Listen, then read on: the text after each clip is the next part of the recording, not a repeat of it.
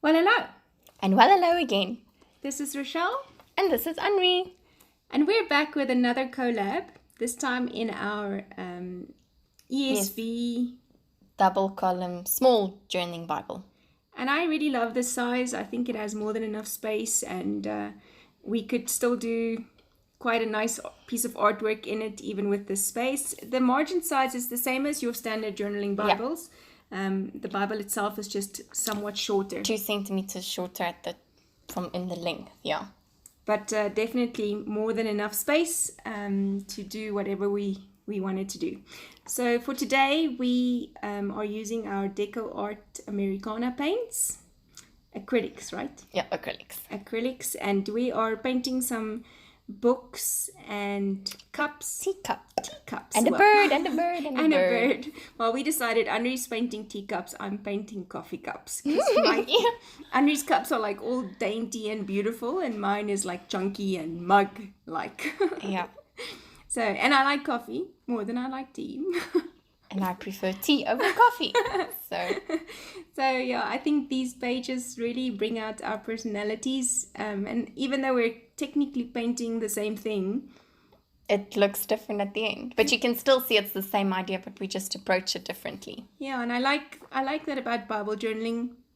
You can follow a kit, but still have a different... Yeah, create your own artistic approach to how you complete it. Yes, I love that. So we kind of mixed our own colors a bit where we didn't have the exact colors, and the thing that I like about the acrylics is that you can layer it. Yeah, especially the deco art ones. It doesn't make your page thick, even though you add quite a lot of paint to it. Yes. And you can use different colors. For instance, I prefer painting where I don't clean my brush. I just take it and mix the colors as I go. And then only when I do a major color change, like I want to use white, I'll clean my brush. I'm still a bit of a neat freak, so cleaning my brush in between is an issue for me. But I'm learning. I saw actually when I did another page that I didn't clean my brush, and I was like, she'd be proud of me. Yeah. Saves time. It does. So we used a washi on the top just to make the top one straight. Yeah. And then also we just secured the washi again to secure our page, because sometimes with the acrylics it moves a lot because you have to paint back and forth. So we just stick it down to our Bible mat, and that just helps that our paper doesn't move a lot. Yeah, and so we put the washi on top. Anu showed me that to keep the top book straight, and then the rest you kind of fill in straight with your brush. But you wing it. Yeah, there it's not as obvious as the top one. Yeah. And so it takes me a bit longer because I'm like, this does not look right to me, instead of waiting for the finishing touches where it kind of just falls into place. Yeah. But I think, again, with this, it's not supposed to be perfect. And I think we learn this every day. And like if you don't get your cup to look like a dainty teacup, it's fine if you have like a chunky mug. A chunky mug. It's still a cup. So for the saucer, we also put a small piece of washi down just to give it a nice straight edge. We spent some time drawing out these cups with our pencils. And then, just added some color, depending on what colors suits you or you want for your cups. I had a lot of white space on the top, or my books were narrower, I think. So I drew three cups, and Henri had the two pretty cups. Well, I like yours more in the end because I really like pink. Pink's my favorite color. Yeah, I don't know why I decided to do a pink cup. Like, I have nothing pink in my house, but anyways. So I had to do another saucer just to kind of make them stagger right. Yeah. So again, when you do that, when you draw your cups, try to draw your cups into the saucer so that it doesn't look like your cup is on top of the saucer, but that it's actually resting inside the little hole that's there in the saucer. Oh, okay. So the bottom of the cup you technically won't see because it's like inside. Yeah. So that's how you create like just a subtle 3D effect, and you just get your cup that nice shape. Okay. Yeah. All right. And then comes the bird. Now you'll see me resting my chin on my on my hand here, because I'm already going, my birds never look like birds. But Henri shared some nice tips with me. I couldn't remember what the steps were. Something about a triangle.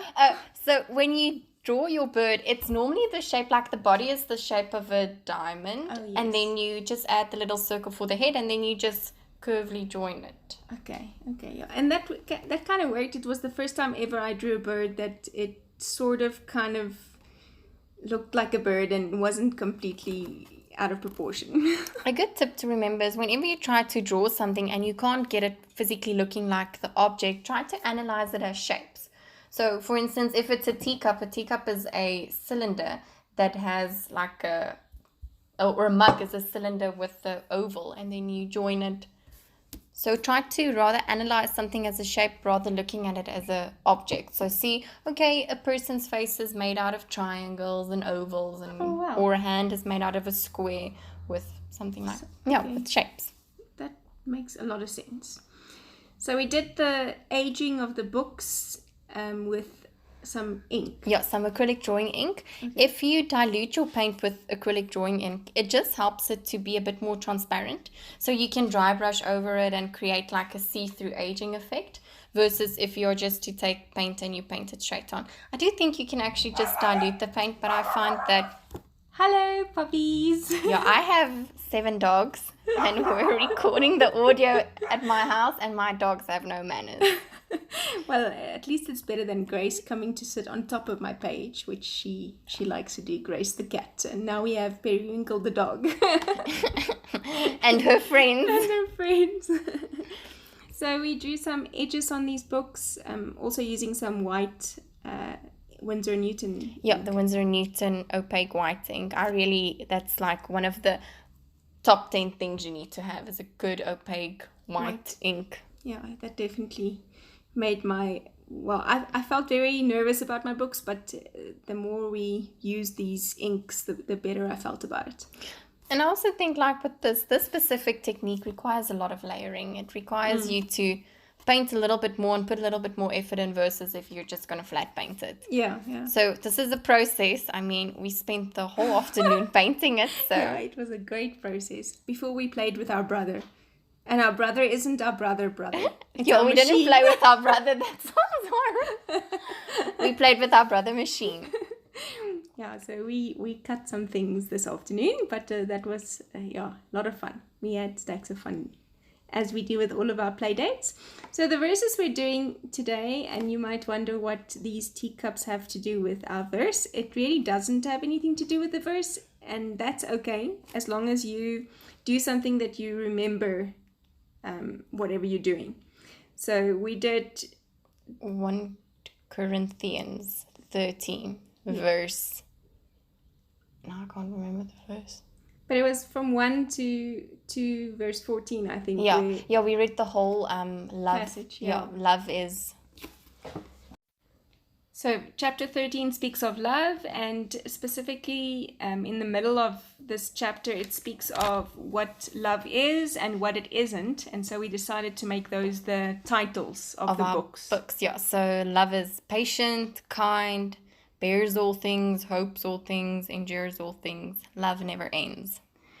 And then, so here's where you get to practice all the creative writing styles. Yeah. So make your book titles so that they're not all block letters and one font. Make it like different fonts. Yeah, and just play around. Like, don't worry too much.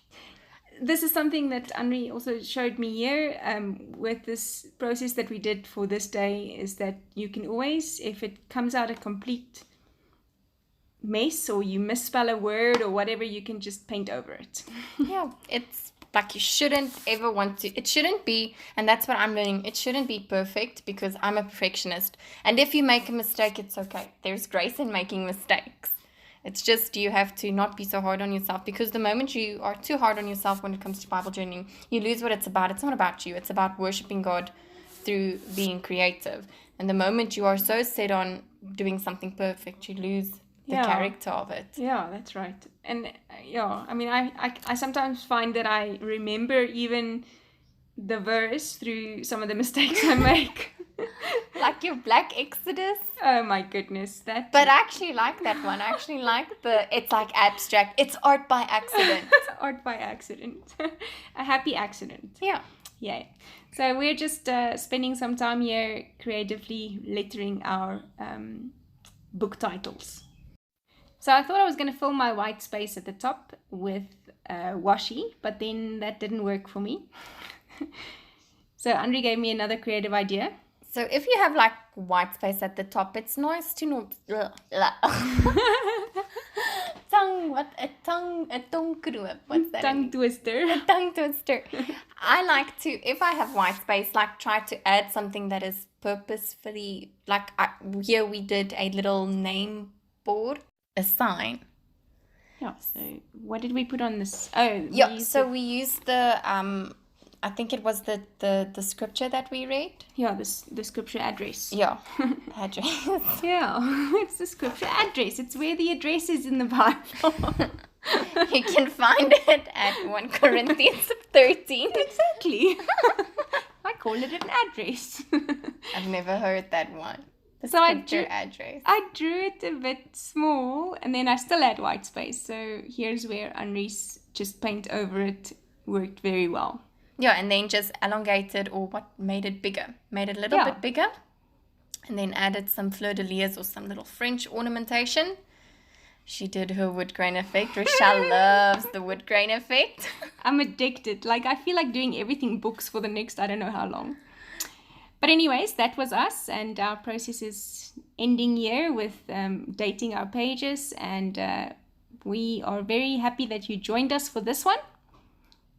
And then she just added some more gold. Because I love gold. Okay.